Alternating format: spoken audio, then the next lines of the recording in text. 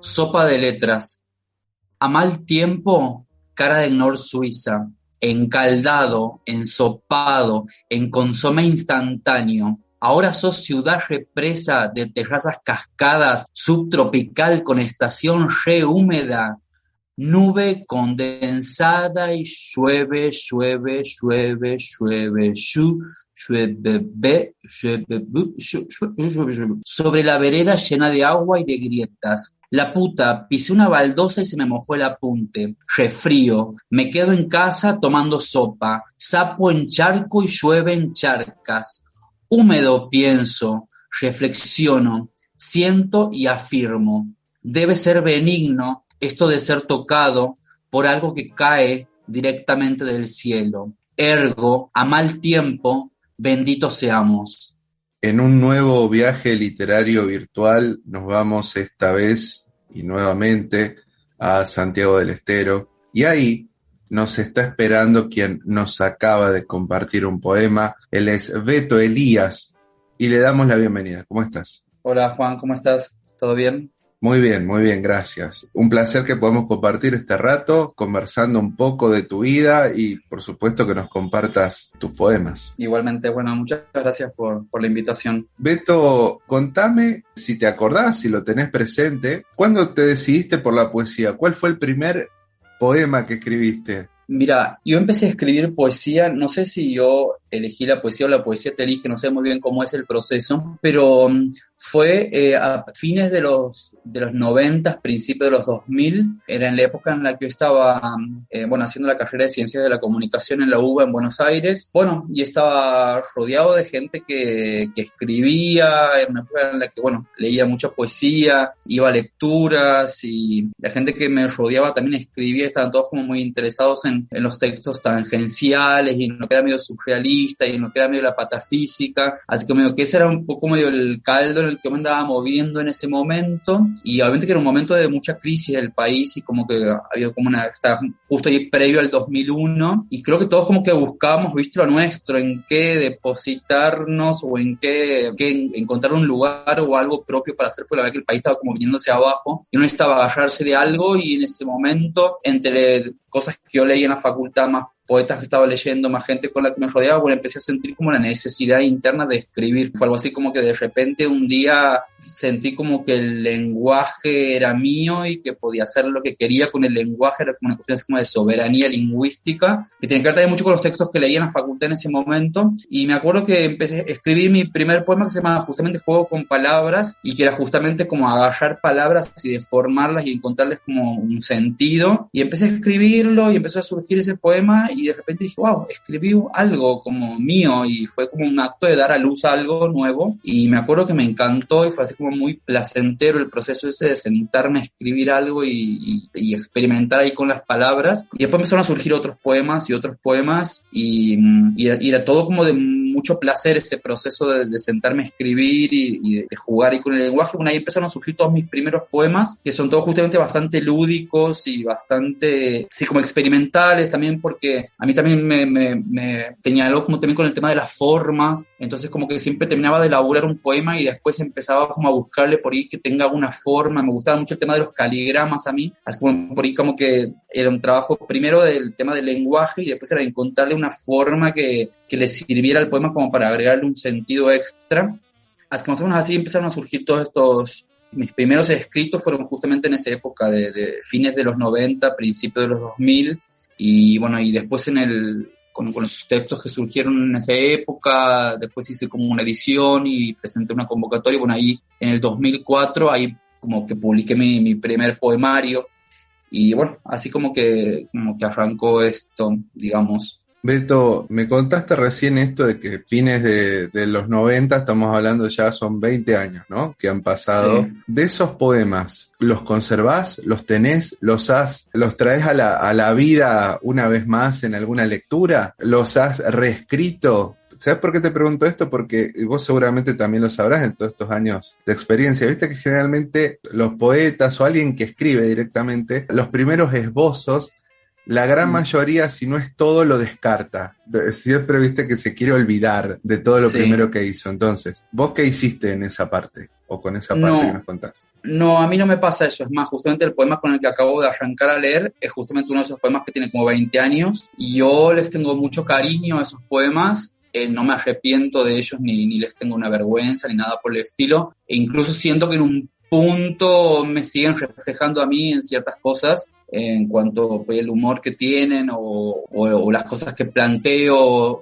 Sigo sintiéndome identificado en esos poemas, haz que siempre, no todos, pero hay varios de ellos que, a pesar de que ha pasado muchísimo tiempo, yo los sigo sintiendo como actuales para mí. Yo los traigo al presente, los leo cuando a veces me invitan a una lectura, los combino con poemas nuevos. Les tengo como cariño, les tengo como respeto y en algún punto, cuando los vuelvo a leer, como que siento que me puedo volver a ubicar en esos 20 años atrás y traerlos al presente, y siguen teniendo para mí como un sentido y siento que me siguen representando a mí un poco como poeta, como una persona que escribe. Hace un momento también nos compartías esto de que, sobre todo, las ganas esas fuertes de escribir estaban sobre todo con las lecturas que aparecieron ahí en la facultad y con la gente que te rodeaba, ¿no? Entonces me gustaría, ¿quiénes son esas autoras y autores que se te vienen así los primeros, ¿no? Porque me imagino que deben ser muchos, pero esos primeros que vienen ahora mientras estamos hablando, que te haya recomendado esa amiga, ese amigo, ese compañero, que vos ya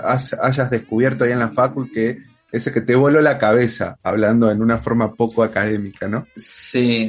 Me acuerdo que a mí me flashó mucho en un momento cuando me lo recomendaron a E.E. Cummings. Me acuerdo que me acuerdo siempre de él, como que me acuerdo que lo leí y dije, mira, se puede hacer poesía de esta manera, y me acuerdo que a mí como que él me quedó así como un referente en ese momento, y fue como un poco un disparador para empezar a escribir después. Y después no todos eran poetas, por ahí los que por ahí uno leía, pero como que a uno le quedaban en la cabeza como inspiración o como algo, pero bueno, obviamente que Oliverio Girondo a mí en su momento me movió cuando lo leí. Cortázar también, por supuesto. Son así como, para mí son como escritores como que tienen algo como muy argentino, algo muy como de aquí, y que me parece que a veces como muy universal y muy también como accesible lo que escribían. Entonces como que ellos para mí eran como un poco inspiración. Y después también muchos poetas de ese momento de los 90, bueno, Gabriela Begerman, por ejemplo, me acuerdo de leer y por ahí leer en ese momento también las publicaciones que ella lanzaba con un grupo que tenían, y había después muchos fanzines. Después había yo participaba también de un grupo que era así como de escritura tangencial, que se llamaba Grupo Sorna, y que mandaban como un PDF por mail con textos así como tangenciales.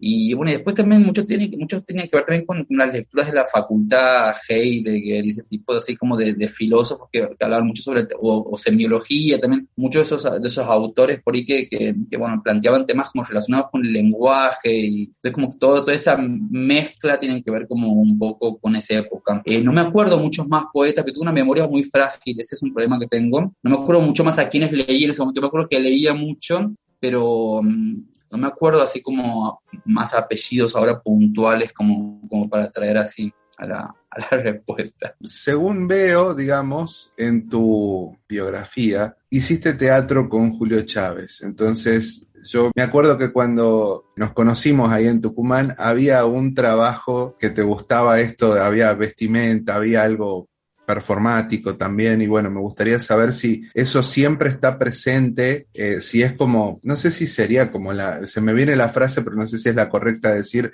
la marca registrada de Beto Elías para recitar poesía o poemas, pero si te gusta siempre tener presente esto de ir jugando con el cuerpo y las palabras. Sí, efectivamente, yo estudié un par de años allá teatro, en el departamento universitario, y justo yo empecé a escribir justo en el momento en el que yo dejé teatro, como que yo hice un corte con eso, porque sentí que no podía más con eso en ese momento, y fue justo como el periodo en el que yo me encontré, digamos, con el tema de la escritura. Y si bien ahora suele suceder que cuando leo, la lectura siempre termina teniendo como algo medio performático, es algo como que he descubierto como recientemente, como que ya han pasado como 20 años, esa es la verdad, y nunca había leído mis poemas en voz alta. Esa es la verdad. Y yo tenía todos mis poemas escritos, pero no había tenido muchas posibilidades como de presentarlos, ni ir a lecturas, ni Y leyéndolos recién en el 2020 por primera vez y grabándome y escuchándome, surgió que los poemas tenían como cierto carácter performático al ser dichos, y ahí fue surgiendo esta cuestión de que cuando los leo por ahí se expresa mucho el cuerpo y hay algo también como de actuación en el medio, pero no es tan pensado, es simplemente la manera en la que yo encuentro de que ese poema tiene que ser dicho y que tiene que ver con la manera mía de decir, pero no es que yo dije, ay, voy a ser un poeta performático, no, ha sido como que yo posta, nunca leí mis poemas en voz alta, muchísimos de ellos hasta el 2020, o sea, me he pasado prácticamente 20 años, hasta que dije, che, ¿qué onda esto?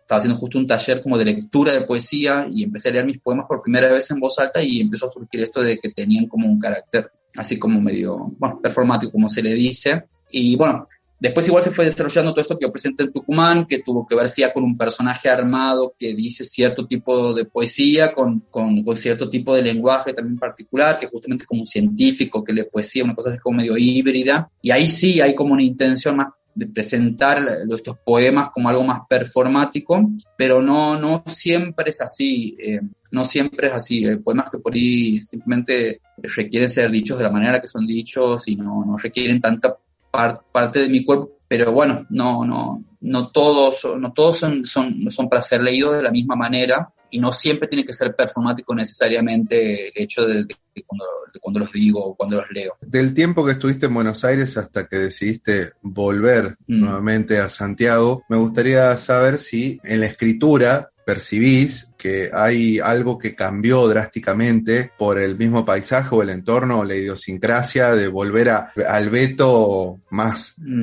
chico, si se quiere, o el Beto más joven, sin tratarte de viejo, por supuesto. Ajá, sí. Yo no sé si el paisaje es lo que ha hecho o el cambio de lugar geográfico, no creo que tenga que ver mucho que ver eso con el tema de mi escritorio. Yo he pasado muchísimos años sin escribir, esa es la verdad. Yo estuve como no sé cuántos años sin, porque yo pensé como que a veces había pasado como pensé que era como la escritura era como un tema de inspiración y como yo había tenido una especie de inspiración al principio de los 2000 y después se fue y no iba a volver nunca más. Yo no volví a escribir, como que dije, bueno, y siempre había quedado así como el deseo, ay, qué lindo sería volver a escribir, pero no volví a escribir literalmente hasta el 2020, que fue como que tuvo un tiempo, un parate laboral y todos tuvimos un parate como impuesto por la pandemia y a mí ahí en ese momento como que me volvió todo el deseo de escribir junto, de tantos años sin haber, yo laburo de redactor, o sea, yo sí escribo para trabajar como forma de vida, pero no volver a escribir ni poesía ni ningún tipo de otro tipo de relato más literario. Y siento que no es tanto el tema geográfico lo que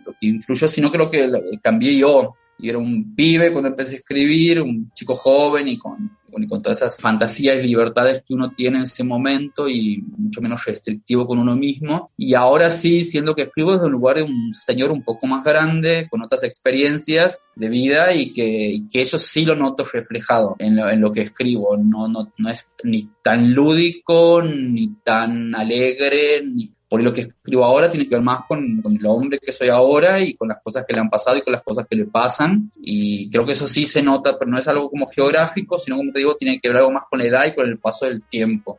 Beto, ¿qué autores estás leyendo últimamente? Si es posible, así contemporáneos, si es que te gustan los colegas, digamos, esos colegas que uno comparte en el encuentro y demás, que los tengas ahí presente y de paso, si tenés ganas de recomendar a alguien. Trato de leer todo lo que se me presenta y no siempre solamente leo poesía, también trato de leer novela, trato de leer cuentos, trato de leer también otras cosas, poetas así como que los tengo así como referentes o que me gustan, pero no son literalmente contemporáneos. Para mí me gusta mucho Jacobo Fishman, me gusta leerlo a él, y también me gusta mucho Susana Tenon, también me gusta leerla a ella. Y después como contemporáneos, como para referirme a dos de aquí, a dos poetas de aquí de Santiago que yo quiero y respeto mucho, porque veo con la disciplina con la que trabajan y con la seriedad y con la que se toman el tema de la escritura. Me gusta mucho Gabriel Álvarez, que es una poeta de aquí de Santiago, y por otro lado Aníbal Costilla. Me gusta mucho la poesía de ellos dos.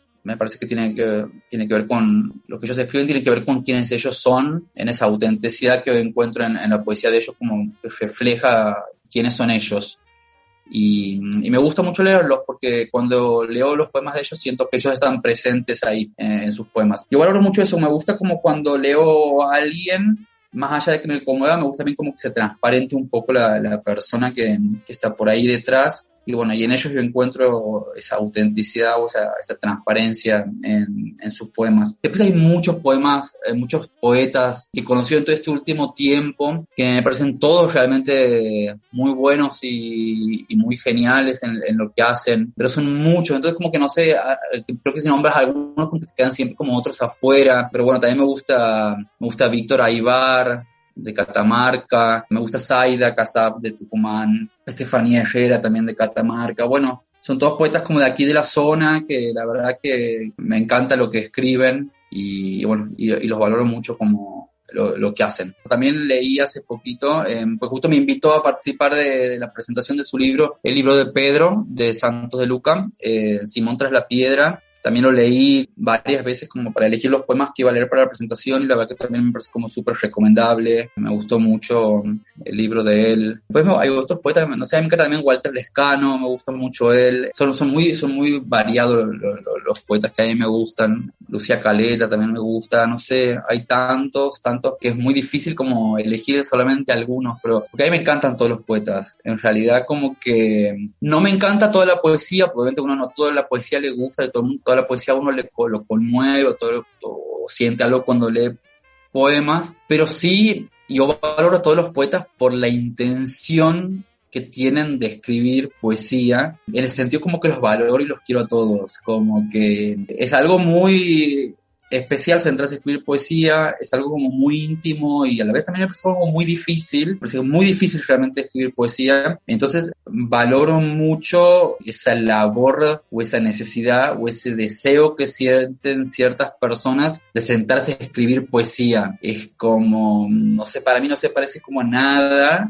el resultado ni el proceso. Entonces valoro mucho a los poetas en el sentido de esto que hacen, que no es parecido a nada y que realmente creo que no es fácil y en lo que uno pone mucho de uno y la dificultad que implica. Así que valoro mucho a todos los poetas.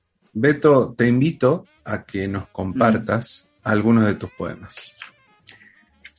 Voy a leer que se llama Tragedia. Colapsan rascacielos vidriados en mis ojos. Sus astillas cortan mis brazos. Una mariposa bate sus alas y revolotea ingenua sobre este caos sangriento de estruendos agrietados y gritos desesperados. Corro para distanciarme del derrumbe final. Se desparraman mis partes en la huida. Por el golpe de la caída algo se detonó. Explotan alcantarillas de fuego. Me sobrevuelan autos y miembros ajenos. Revientan cuerpos extranjeros, podridos de plaga y popularidad. Se oyen alaridos perdidos en las pantallas que miran mi extinción transmitida en vivo. Miro hacia atrás, sigo corriendo, enajenado, como si pudiera escapar del suelo que se abre, del mundo que se cae, del asteroide que me acecha detrás de la curva de agua de inabarcable hondura que me persigue. Cardúmenes de peces ahogados, manadas de esquirlas se aproximan a la velocidad de la luz que viene con muerte. Me golpea la tragedia, me voltea.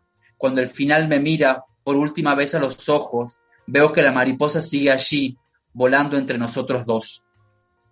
Bueno, y siguiendo con el tema de las mariposas, se llama así: En el ala de una mariposa. Encontré un libro que daba por perdido. Encontré el ala de una mariposa dentro del libro. Encontré un mensaje perdido en el ala de la mariposa. Meter el ala en la boca, como una hostia bicolor, diluir el ala con la saliva, saborear sus escamas con la lengua ciega, tragar el ala, transcribir el mensaje en un poema liviano y efímero, perderse. Con nosotros, desde Santiago del Estero, Beto Elías. Estimado, bueno, me queda saber si justamente en esta vuelta a la poesía y la lectura y la escritura y demás, si estás confeccionando ese poemario, el que esté por salir, o sea, si está ahí al corto plazo, si estás como probando todavía y no tenés como la necesidad tan fuerte de publicar, ¿cómo estás con eso? A ver, por un lado tengo un proyecto terminado, que es un libro justamente que empecé a escribir en el 2020, en este deseo así como que salió todo junto de escribir. Ahí se armó algo, pero no es un libro específicamente de poesías, es un libro que tiene cuentos y poesías, pero como que se interrelacionan los temas. Ese es un proyecto como bastante personal, que justamente se llama así, Del tanto desear, porque tiene que ver justamente con entre tantos temas como que el librito ese está atravesado por el tema del deseo, muchos deseos propios y por ahí los deseos de los otros proyectados sobre uno. Bueno, ese es un librito que está terminado, que tiene, bueno, algunos poemas justamente como bastante como nuevos y que representan esta nueva persona que soy ahora escribiendo más de grande. Ese está terminado. Si se publica bien y si no se publica no importa, pero bueno, eso es algo que yo siento así como que está terminado y como cerrado por un lado. Y después, por otro lado, como pensando específicamente en un poemario, no estoy trabajando nada en particular en este momento. Trato de escribir cada vez que puedo con lo que tengo, con lo que me sale, con lo que siento que tengo que escribir, pero no tengo así como un proyecto como de un poemario como ahora en proceso. No estoy en eso en este momento. A mí me sirve mucho la instancia de taller, y la verdad que tampoco estoy como con mucho tiempo en este momento de hacerlo, pero sí me gustaría en algún momento meterme en un taller y empezar a trabajar en algo, pero en este momento no estoy como con ningún poemario ni nada en proceso en realidad. Muy bien, entonces nos quedamos ahí a la expectativa de esa publicación o tal vez una participación en alguna antología. Estimado Beto Elías, yo te quiero agradecer este rato que hemos compartido, la verdad un placer, y bueno, yo te invito a que cierres esta charla con el poema que vos quieras. Bueno, vamos con este. Muchas gracias a vos por la invitación, por el espacio, por la escucha también. Y voy a cerrar con este, que se llama Transmaternal. Y dice: veo en el espejo el reflejo de la mujer que no soy. De este lado azulejado, tan solo un hombre, sin pechos adaptados para alimentar, sin útero preparado para gestar, sin un canal que se transforme en un puente acuático para dar a luz. No hay nada de eso en mí.